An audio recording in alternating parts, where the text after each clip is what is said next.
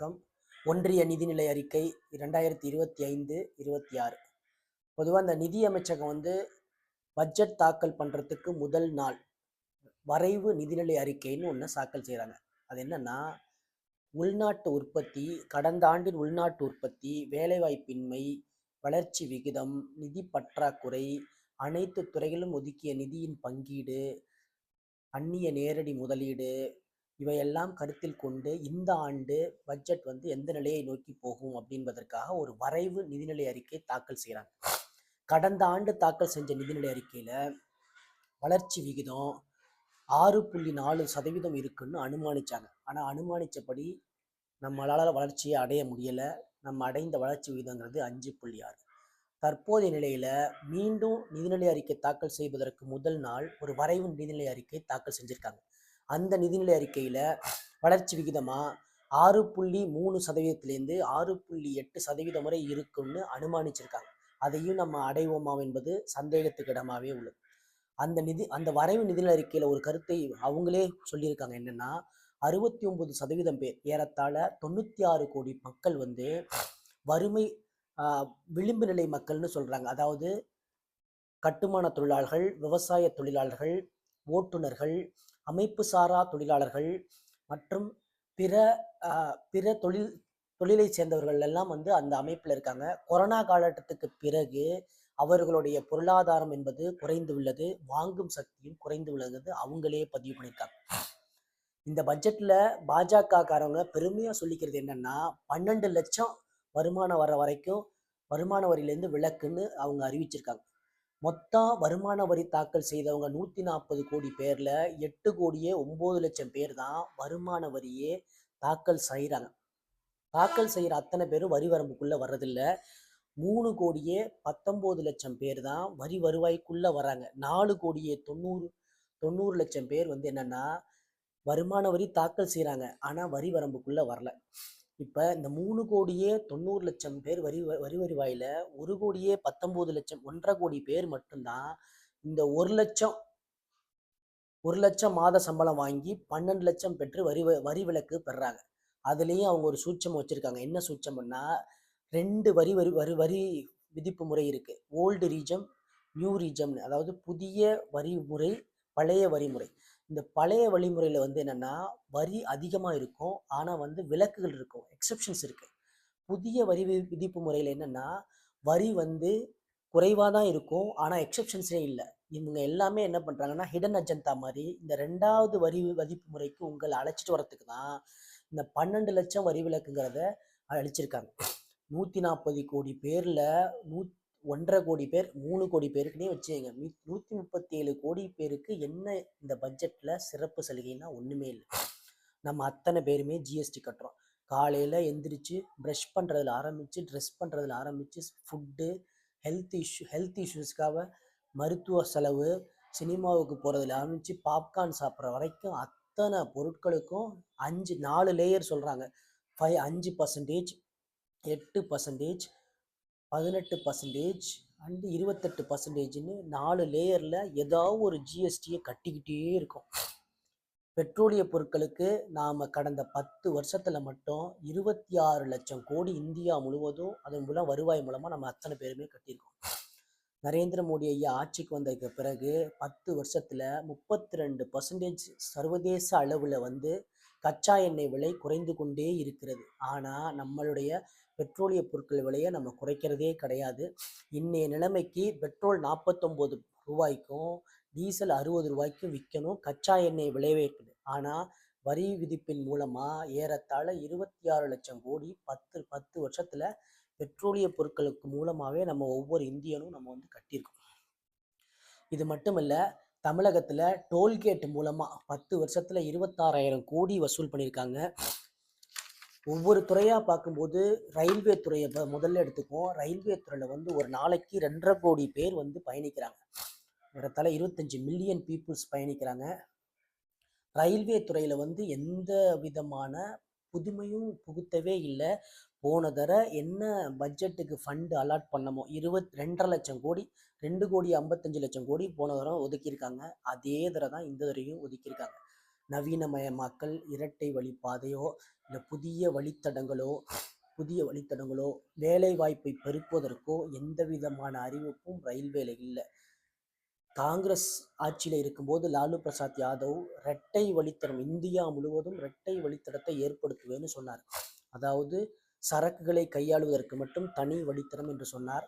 ஆனால் இந்த 2.5 லட்சம் பேர், ஏறத்தாழ 2.5 கோடி பேர் பயணிக்கிற இந்த ரயில்வேவை எந்த விதமான சிறப்பு சலுகையும் அளிக்கவில்லை என்பதுதான் நிதர்சனமான உண்மை. தமிழகத்தை பொறுத்தவரை குறிப்பாக தஞ்சை பகுதியில் தஞ்சாவூர்லேருந்து அரியலூருக்கு ஒரு ட்ராக்கு, தஞ்சாவூர்லேருந்து பட்டுக்கோட்டைக்கு ஒரு ட்ராக்கு, தஞ்சாவூர்லேருந்து புதுக்கோட்டைக்கு ஒரு ட்ராக், மூணும் நீண்ட கால கோரிக்கையாகவே இருந்து கொண்டிருக்கிறது. அது செவிசாய்க்காமலே இருக்குது. அதே போல் விழுப்புரத்துலேருந்து தஞ்சாவூர் வரைக்கும் ஏறத்தாழ 147 வருட பழமையான ரயில் வழித்தடம். அந்த தடத்தில் இன்னைக்கு 60 எக்ஸ்பிரஸ் போயிட்டுருக்கு. கூடுதலாக நம்மளால் ரயில் இயக்குவதற்கு அதில் வழியே இல்லை. அதனால் அந்த விழுப்புரம் தஞ்சாவூர் வழிப்பாதையை இரட்டை வழிப்பாதையாக ஆக்கணும்னு நீண்டகால கோரிக்கை. அதுவும் தஞ்சை, தஞ்சாவூர், கும்பகோணம் இந்த பகுதி மக்களுக்கெல்லாம் பயன்பெறும். தஞ்சாவூர் டு புதுக்கோட்டை வழித்தடத்தை ஏற்படுத்தினா, தஞ்சாவூர் டு அழியூர் வழித்தடத்தை ஏற்படுத்தினா தென் மாவட்டங்களுக்கு ஒரு புதிய வழித்தடமே கிடைக்கும். அதையும் நிறைவேற்றாமல் இந்த ஒன்றிய அரசாங்கம் மோசடி செஞ்சு கொண்டே இருக்கிறார்கள். அடுத்து காப்பீடுத்துறை எடுத்துக்கிட்டோம்னா, ஏற்கனவே அதில் அந்நிய முதலீடையோ இல்லை தனியார் முதலீடோ ஊக்குவிக்க வேண்டாம் என்பதுதான். ஏன்னா பல 5 ஆண்டுகள் திட்டங்களுக்கு காப்பீடு திட்டங்கள் மூலமாக தான் நம்ம நிதியே திரட்டியிருக்கோம். சென்ற முறை 74% அந்நிய முதலீடையோ தனியார் முதலீடையோ ஊக்குவிச்சாங்க. இந்த முறை 100% அந்நிய முதலீடு என்பது எல்ஐசியை இழுத்து மூடுவதற்கான ஒரு சாதனை முயற்சியாக தான் இந்த ஆட்சி செஞ்சுக்கிட்டு இருக்காங்க என்பது. அடுத்து ராகுல் காந்தி, மரியாதைக்குரிய ராகுல் காந்தி தெரிவித்தது போல, make in India 2014 Narendra Modi ஆட்சிக்கு வந்த உடனே இந்திய பொருட்களை இந்திய சந்தையில தான் உற்பத்தி செய்யணும் அப்படின்னு ஒரு முன்மொழிஞ்சு மேக் இன் இந்தியா திட்டத்தை தொடங்கி வச்சாரு. ஆனால் இன்னைக்கு சீன பொருட்கள் தான் பொம்மையில் ஆரம்பித்து ஃபோனில் ஆரம்பித்து இந்த நம்மளுடைய மக்கள் தொகையில் நுகர்வு கலாச்சாரமாக உற்பத்தி செய்கிறது சைனாவாகவும் அதை உபயோகப்படுத்துறது இந்தியாவாகவும் இருந்துகிட்டு இருக்கு. அமெரிக்க முன்னாள் அதிபர் பாரக் ஒபாமா ஒரு தடவை சொன்னார், இந்தியாவையும் சைனாவையும் பார்ப்பதற்கு அச்சமாக உள்ளது என்று குறிப்பிட்டார். அதற்கு என்ன காரணம்னா, மனித வளத்தில் உலகுக்கே அச்சுறுத்தலாக இருக்கும். அந்த மனித வளத்தை நம்ம முறையாக பயன்படுத்தவே இல்லை என்பதுதான் நிதர்சனமான உண்மை. ஆனால் சைனா அதை முறையாக பயன்படுத்தி இன்னைக்கு வர்த்தகத்தில் அவங்க உயர்ந்து கொண்டே இருக்கிறாங்க. நம்ம வெறும் பயன்படுத்துகிற சமுதாயமாக மட்டும்தான் இருக்கிறோம், உற்பத்தி சமுதாயமாக மாறவே இல்லை. அதற்கெல்லாம் இந்த ஆட்சியாளர்கள் தான் காரணம். வேலைவாய்ப்பின்மையை பொறுத்த வரைக்கும் 2014 5.4% இருந்துச்சு. இன்னைக்கு ஆல்மோஸ்ட் 8% நோக்கி உயர்ந்து கொண்டிருக்கிறோம். 55% இளநிலை கல்வி பயின்றவர்களும் 33% உயர்கல்வி பயின்றவர்களும் முதுநிலை பயின்றவர்களுக்கும் படித்த படிப்புக்கும் பார்க்குற வேலைக்கும் சம்பந்தமே இல்லாமல் வேலை பார்த்துக்கிட்டு இருக்காங்க. அனைத்து துறைகளிலுமே வேலை வாய்ப்பை ஊக்குவிக்கவே இல்லை என்பதுதான் உண்மை. விவசாயத்தை பொறுத்த வரைக்கும் சர்தார் வல்லபாய் பட்டேல் ஒரு முறை சொன்னார், இந்தியாவின் கல்ச்சர் என்ன என்று கேட்டால், I know only one culture in India, that is agriculture என்று குறிப்பிட்டார். அதாவது வேளாண்மை தான் இந்தியாவின் கல்ச்சர் என்று குறிப்பிட்டார். வாழ் உயரத்திற்கு சர்தார் வல்லபாய் பட்டேலுக்கு சிலை வைத்தால் மட்டும் போராது, அவருடைய சித்தாந்தங்களையும் அவருடைய கொள்கைகளையும் செயல்படுத்துவதுதான் உண்மையான ஆட்சி. அண்ணாவுக்கும் பெரியாருக்கும் கலைஞருக்கும் அம்பேத்கருக்கு மட்டும் நாம் சிலை வைக்கவில்லை. வானுயர வள்ளுவருக்கு சிலை வைக்க மட்டும் எங்களுடைய வேலை இல்லை. அந்த சித்தாந்தத்தை எல்லாம் மக்களுக்கு புகுத்துவதுதான் எங்களுடைய பணியாக இருக்கிறது. அண்ணாவுடைய, தந்தை பெரியாருடைய கொள்கைகளுக்கெல்லாம் அரசாணை கொடுப்பது, வள்ளுவத்தையும் திருக்குறளையும் மக்களோடு பயணிக்க வைப்பதுதான் எங்களுடைய பிரதான பணியாக இருந்து கொண்டிருக்கிறது. ஆனால் சர்தார் வல்லபாய் பட்டேல் நீத்த விவசாய புரட்சியை ஏற்படுத்தவே இல்லை என்பதுதான் உண்மை. 100 நாள் வேலை திட்டத்திற்கு கடந்த 10 வருஷமா இந்த 100 நாள் வேலை திட்டம், அதாவது மகாத்மா காந்தி ஊரக வேலைவாய்ப்பு திட்டத்தை அழித்து விட வேண்டும் என்ற ஒரு உத்வேகத்தோடு இந்த ஆட்சியாளர்கள் செய்து கொண்டிருக்கிறார்கள். கடந்த 2 ஆண்டுகளாக அதற்கு ஒதுக்க வேண்டிய நிதியை சரியாக ஒதுக்காதால் தமிழக நிதியமைச்சர் தங்கம் தென்னரசு அவர்கள் ஒன்றிய நிதித்துறை அமைச்சர் நிர்மலா சீதாராமனை போய் சந்தித்து 100 நாள் பணிகளுக்கு நிதி ஒதுக்க வேண்டும் என்ற கோரிக்கை முன்வைத்து விட்டு வந்திருக்கிறார். தலைவர் அவர்களும் முதலமைச்சர் அவர்களும் ஒன்றிய நிதித்துறை அமைச்சருக்கு ஒரு கடிதம் எழுதியிருக்கிறார். ஆனால் அதுவரை அதற்கும் இந்த அரசு செவி சாய்க்கவில்லை. இந்த நிதிநிலை அறிக்கையிலும் சென்ற ஆண்டு ஒதுக்கியதை அதே நிதியை தான் இந்த ஆண்டும் ஒதுக்கியிருக்கிறார்கள். கிராமப்புறங்களில் குறிப்பாக பெண்களுக்கு வேலை வாய்ப்பை அதிகரிக்கக்கூடிய அந்த 100 நாள் திட்ட பணியை முடக்குவதுதான் இந்த ஆட்சியாளர்களுடைய வேலையாக இருக்கிறது.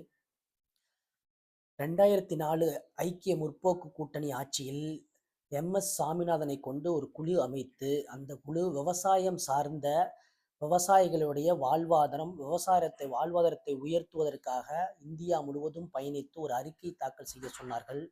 அந்த அறிக்கையில் பிரதானமாக 3 கோரிக்கைகளை வைத்தார்கள். முதல் கோரிக்கை, உற்பத்தி செலவுக்கும் நம்மளுடைய விற்பனைக்கும் 1.5 மடங்கு அதிகமாக இருக்க வேண்டும் என்ற கோரிக்கையை வைத்தார்கள். ஆனால் நம்மளோட உற்பத்தி செலவு அதோட விற்பனை அளவு 1.5 மடங்கு அதிகமாக இருக்கும். 2வது கோரிக்கை, ஒரே ஒரு முறையாவது இந்திய அளவில் இந்த பயிர்க்கடனை தள்ளுபடி செய்ய வேண்டும் என்று கோரிக்கை வைத்தார்கள். 3வது பிரதான கோரிக்கையாக ஒரு சிறப்பான ஒரு பயிர் காப்பீட்டு திட்டம், பயனளிக்கக்கூடிய பயிர் காப்பீட்டு திட்டம் வேண்டும் என்று கோரிக்கை வைத்தார்கள். இந்த 3 கோரிக்கைக்கும் செவிசாய்க்கவே இல்லை இந்த உள்ள மத்திய அரசாங்கம். 10 வருடத்துல 1 லட்சம் விவசாயிகள் இறந்திருக்காங்க. அதாவது சராசரியா 1 மணி நேரத்துக்கு ஒரு விவசாயி இறந்து கொண்டே இருக்கிறாங்க. இந்த தருணத்தில் கூட ஒரு விவசாயி இந்தியாவில் எங்கேயோ ஒரு இடத்தில் இறந்து கொண்டே இருக்கிறார். காரணம், விவசாயிகளுடைய வாழ்வாதாரத்தில் எந்த விதமான முன்னேற்றம் இல்லை. இது ஒரு கார்ப்பரேட் அரசாங்கமாக, பெரும் முதலாளிகளுக்கு மட்டும் சலுகை அளிக்கிற ஒரு அரசாங்கமாக இருக்கிறது. கிசான் அட்டைக்கு 3 லட்சத்திலேருந்து 5 லட்சமாக உயர்த்தியிருக்காங்க, வரவேற்கத்தக்கது தான். ஆனால் அந்த கிசான் அட்டை வாங்குறதுக்கு கடுமையான விதிமுறைகளை ஒதுக்கியிருக்காங்க. ஸ்டார்ட் அப் பிஸ்னஸ் பண்ணுறதுக்கு சலுகைகள் கொடுத்துருக்காங்க. ஆனால் ஸ்டார்ட் அப் பிஸ்னஸ் சிறு குறு நடுத்தர விவசாயம் சார்ந்த தொழில்களுக்கெல்லாம் வங்கியில் அவ்வளோ எளிதிலாக கடன் அளித்திட மாட்டாங்க. அதே மாதிரி ஜிஎஸ்டி வரி விதிப்பை பொறுத்த வரைக்கும் நம்ம ஏற்கனவே சொன்ன மாதிரி 4 லெவலாக கொடுக்குறாங்க. 5, 12, 18, 28 4 லெவலில் ஏதோ ஒரு விதத்தில் நம்மள்கிட்ட வரி வாங்கிக்கிட்டே இருக்கிற மாதிரி வாங்கிக்கிட்டே இருப்பாங்க. பட்ஜெட்டில் ஹிடன் அஜெண்டா அப்படின்னு சொல்கிறாங்க. அதாவது கார்ப்பரேட் கம்பெனிக்கு ஒதுக்குற சலுகைகள் எல்லாம் பட்ஜெட்லேயே கொண்டு வர மாட்டாங்க. நான் ஏற்கனவே சொன்ன மாதிரி பெட்ரோலிய பொருட்களில் மட்டும் 26 லட்சம் கோடி வாங்கியிருக்கோம். 26 கோடி லட்சம் வரி கட்டியிருக்கோம். கடந்த 10 வருஷத்துல கார்ப்பரேட் கம்பெனிகளுக்காக நாம தள்ளுபடி செய்த கடன் மட்டும் ஏறத்தாழ 12.3 லட்சம் கோடி தள்ளுபடி செஞ்சிருக்கோம். தள்ளுபடி செஞ்சா அரசாங்கம் என்ன பண்ணும்னா அந்த 12.3 லட்சம் கோடியை ரிசர்வ் பேங்குக்கு கட்டும். நம்மளுடைய வரி பணத்தை எடுத்து ரிசர்வ் பேங்குக்கு கார்ப்பரேட் கம்பெனிகளுக்காக நம்ம கட்டுறோம் அந்த அளவுக்கு. ஆனால் இது வரைக்கும் ஒரு தடவை கூட ஒன்றிய அரசாங்கம் விவசாயிகளோட கடனை மட்டும் தள்ளுபடி செஞ்சதே இல்லை. கார்ப்பரேட்டுகளுக்காக மட்டும்தான் இந்த அரசாங்கம் செயல்பட்டு கொண்டே இருக்கிறது. அப்படி நம்ம தள்ளுபடி செஞ்ச கார்ப்பரேட்னால எவ்வளோ வரி வருவாய் இந்திய அரசாங்கத்துக்கு கிடைச்சிடும்னா வெறும் 17% டேக்ஸ் தான் கார்ப்பரேட்டால நமக்கு கிடைக்குது. ஆனால் ஏழை எளிய நடுத்தர மக்களால் 49% டேக்ஸ் வரி நம்ம ஒன்றிய அரசாங்கங்களுக்கு செலுத்தி கொண்டே இருக்கிறோம். கார்ப்பரேட் கம்பெனிகள் பெரும் லாபத்தை சம்பாதிச்சிட்டு இருக்காங்க. 2022-23 மட்டும் 10.88 லட்சம் கோடியை சம்பாதிச்சிருக்காங்க. அதுவே 2023-24 14.11 லட்சம் கோடியை தாண்டி போயிட்டு இருக்காங்க. ஏன்னா இந்த அரசாங்கம் பெரும் முதலாளிகள் வெறும் 15% கார்ப்பரேட் கம்பெனிகளால் மட்டும் 85% இந்திய பணம் அவங்கள்ட்ட இருக்கு. மீதமுள்ள 85 மக்கள்கிட்ட வெறும் 15% மக்கள் பணம் மட்டும்தான் இருக்கு. ஆனால் இந்த 85% மக்கள்கிட்ட தான் பெரு வரியை நம்ம அன்றாட செலுத்தி கொண்டிருப்பதுதான் நிதர்சனமான உண்மையாக இருக்கிறது. இந்தியாவை 2047 வளர்ச்சியடைந்த நாடாக மாற்றுவேன் என்று நரேந்திர மோடி சூளுரைத்து கொண்டிருக்கிறார். அதாவது 30 ட்ரில்லியன் இப்போது வருவாயாக இருக்கிறது, வளர்ச்சி விகிதமாக இருக்கிறதை 2047 அமெரிக்க டாலரான 30 ட்ரில்லியன் எக்கனாமிக்கை உயர்த்துவேன் என்று கூறியிருக்கிறார். அந்த நிலையை எட்டுவதெல்லாம் இந்த ஆட்சியாளர்களாக இயலாத காரணம். என்ன காரணம் என்றால், இப்போது 5.6% வளர்ச்சி விகிதத்தில் தான் நம்ம பயணித்துக் கொண்டிருக்கிறோம். தொடர்ச்சியாக 10 ஆண்டுகள் 8% வளர்ச்சி அடைந்தால் மட்டும் அது மட்டுமல்ல, வெறும் கார்ப்பரேட் கம்பெனிகளுக்கு மட்டும் சலுகை அளித்தால் இந்த இலக்கை அடையவே முடியாது. கிராமப்புற பொருளாதாரங்கள் மேம்பட வேண்டும். அனைத்து துறையிலும் வளர்ச்சி அடைய வேண்டும். அமைப்பு சாரா தொழிலாளர்கள், விவசாயிகள், விவசாய தொழிலாளர்கள், கட்டுமான தொழிலாளர்கள் என்ற அனைத்து மக்களுடைய வாங்கும் சக்தி அதிகரிக்க வேண்டும். அவருடைய வருவாய் பெருக வேண்டும். உள்நாட்டு உற்பத்தி அதிகரிக்க வேண்டும். உள் கட்டமைப்புகளின் முன்னேற்றம் கொண்டும் பொது போக்குவரத்துக்கெல்லாம் அதிகரிக்க வேண்டும். அப்படியெல்லாம் இருக்கும் பட்சத்தில் தான் ஜிஎஸ்டி 31% 35 ஜிடிபி 31% 35% தாண்டி இலக்கை அடைய வேண்டும். அது போன்ற ஒரு இலக்கை அடையும் பட்சத்தில் தான் இந்தியா 2047 வளர்ச்சியடைந்த நாடாக மாறும் என்பது உண்மை. நிர்மலா சீதாராமன் அம்மா பட்ஜெட் தாக்கல் செய்துவிட்டு வெளியில வந்தோடனே நரேந்திர மோடி ஒரு பேட்டி கொடுக்கிறார். ஏழை எளிய நடுத்தர மக்களை அந்த மகாலட்சுமி தான் காப்பாற்ற வேண்டும், அவர்கள் உங்களுக்கு ஆசீர்வதிப்பார் என்று கூறுகள். அப்படி என்றால் என்னவென்றால், நிதிநிலை அறிக்கையில் ஏழை எளிய நடுத்தர மக்களுக்கு ஒன்றுமே இல்லை என்பதை அவர் சொல்லாமல் சொல்லிவிட்டு செய்கிறார். இந்த ஒன்றிய நிதிநிலை அறிக்கை என்பது தமிழகத்தை வஞ்சிக்கிறது. இது ஒரு காகித கப்பல், நீரில் மூழ்குமே தவிர கரை சேராது, கரை ஒதுங்கும் என்பதுதான் உண்மை. நன்றி, வணக்கம்.